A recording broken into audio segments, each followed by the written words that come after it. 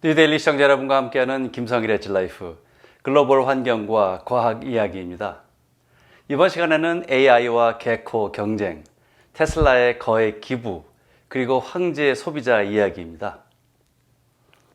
우선 21세기 자본주의를 바꿀 황제 소비자 이야기로 시작합니다.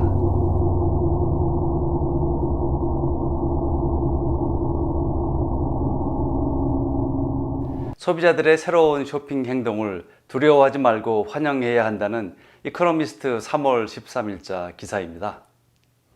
20세기가 시작되면서 소비자라는 게 새로운 개념으로 등장했습니다. 가방을 메고 뛰며 마구 물건을 쓸어 담는 쇼핑 중독자들이 세상이 돌아가는 방식을 변화시켰습니다. 이들의 행동을 보면서 다람쥐 쳇바퀴 도는 듯한 소비 문화와 환경에 미치는 악영향에 대해 경멸하셨나요? 아니면 그들의 새로운 삶의 방식과 자유를 부러워하셨나요? 그러나 이제부터는 그런 선택이 없어 보입니다. 왜냐고요? 새로운 유형의 쇼핑객들이 등장하고 있기 때문입니다. 미국인지 일본인지 어디가 생산지인지 크게 관심이 없고요. 상품에 대한 믿음과 욕구 충족이 중요하고 IT 기술에도 능숙합니다.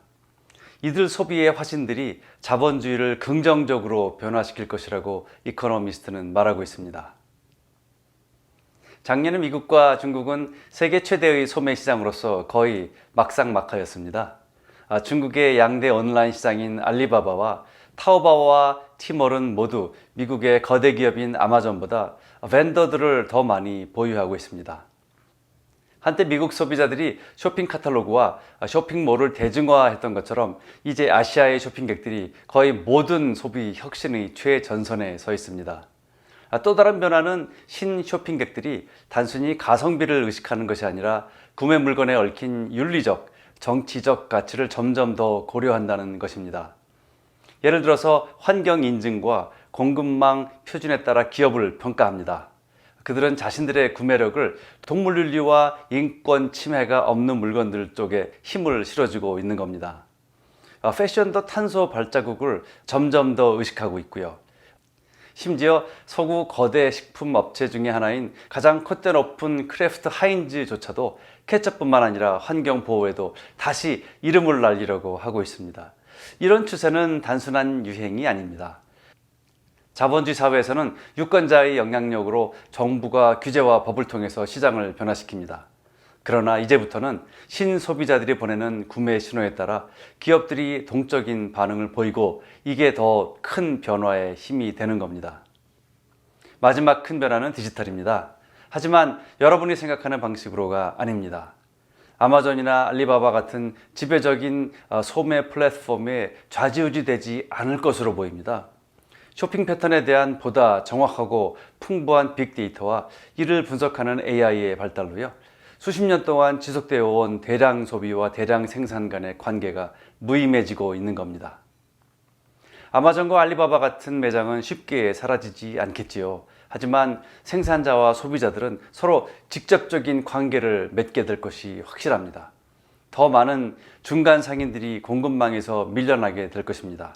오락, 통신, 쇼핑의 경계도 모호해질 겁니다. 놀며 구매하며 서로 소통하는 겁니다.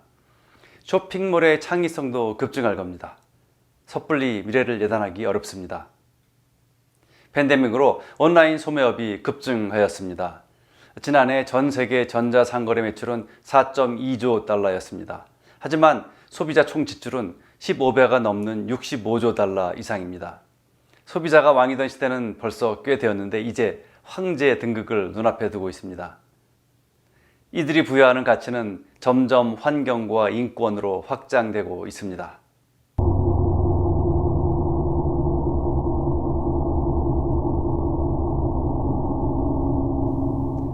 다음 기사는 AI와 개가 후각으로 복균자를 찾기 시작한다는 이야기입니다. 훈련된 개처럼 코비드19를 포함하여 암과 다른 질병을 탐지하도록 AI 알고리즘을 훈련시키고 있다고 사이언티픽 아메리칸 3월 4일자가 보도하고 있습니다. 대부분의 사람들은 후각을 가장 덜 중요한 감각으로 생각합니다만 개들은 코가 우선입니다. 우리는 오랫동안 개코로 밀수품과 폭발물 탐지 등을 해왔죠. 최근에는 암이나 당뇨, 심지어 코비드19까지 감지하는데 개의 후각이 가능하다는 것이 입증되었습니다. 정확히 어떻게 개가 질병을 감지하는지는 알 수 없지만요. 뭔지 모를 개의 블랙박스 속 비밀을 이용해서 인공지능 기반의 진단 도구를 만들고 있는 겁니다. 지난 2월 Public Library of Science, 즉 PLOS 저널에 발표된 연구를 보면 AI가 개만큼 소변 샘플에서 전립선암의 사례를 정확하게 식별한답니다. 통계학에서 문제 해결을 하는 방법이 두 가지가 있습니다. 하나는 이론을 이용하는 것이고요. 다른 하나는 답이 풀릴 때까지 무한 반복하는 겁니다. 빠른 컴퓨터와 AI의 출현으로 두 번째 접근이 쉽게 됐습니다. 이 연구의 공동 저자인 MIT의 멀신 박사는요, 이 기술을 스마트폰에 넣기를 희망합니다. 스마트폰에 AI 센서를 탑재하는 겁니다. 이 센서는 개가 탐지하는 만큼까지 무한 반복으로 정밀도를 높인 AI 쥐입니다. 어떻게 감지하는가는 관심이 아닌 겁니다. 꽁 잡는 게 매라는 접근법입니다. 전 세계 남성들 중에서 두 번째로 치명적인 암인 전립선암은 발견하기 어려운 것으로 악명 높습니다. 혈액 내 단백질인 전립선 특이 항원의 수치 확인은 거짓 양성 반응이 일어나기 쉽고요. 암의 15%를 놓칠 수 있습니다.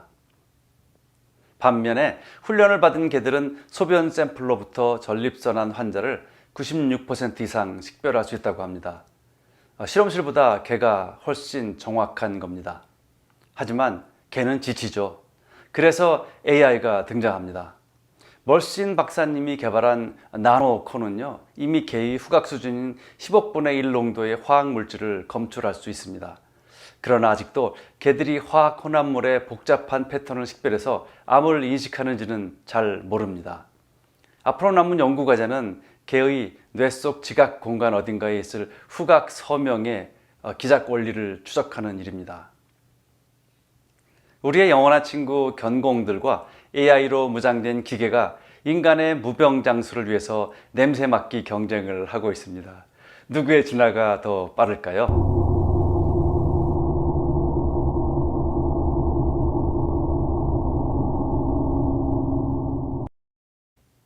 마지막 이야기입니다. 미국 NBC 2월 8일 기사입니다.